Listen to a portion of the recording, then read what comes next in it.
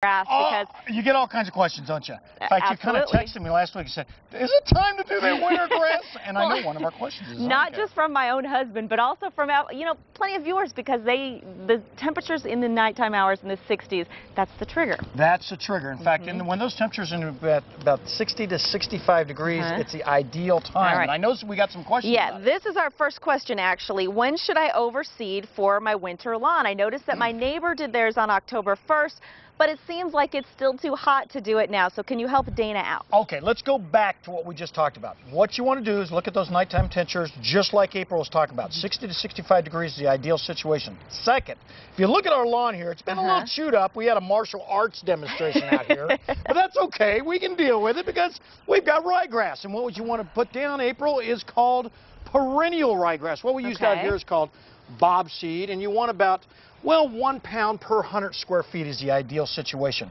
And you can see it's not that fine, so it's easy to do with just a gloved hand, or you can go ahead and put it down with a drop type spreader. Now here's the secret.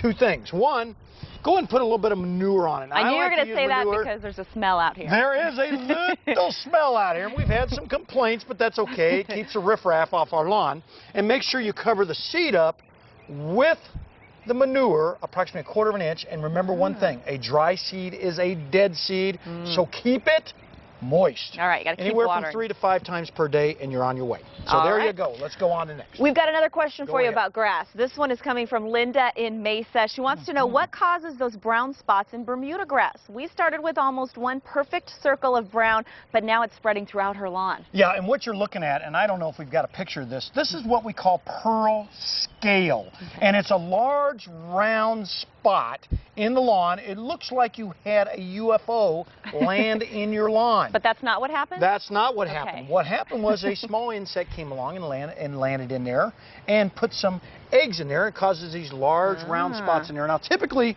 what you want to do is you can lower the soil, what we call pH, with some type of soil sulfur or muriatic acid or anything along those lines. That will help out. But most of the time you're going to have to dig it up approximately 1 to 2 foot.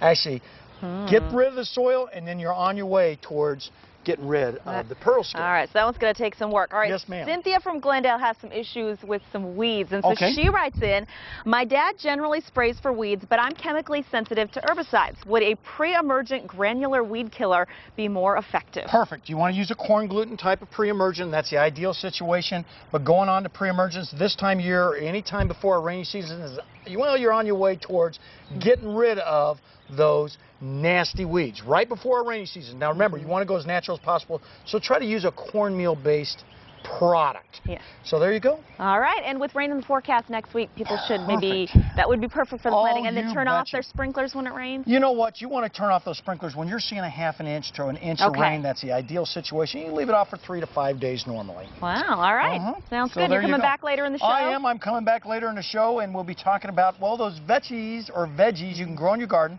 that really have, well, very low pesticidal type use. So you want to talk about that and a whole lot more that's going on, especially this time of year. All right, we'll see you then. Back to you. He always has such great tips that we can all actually use, and we appreciate that. Thanks, guys.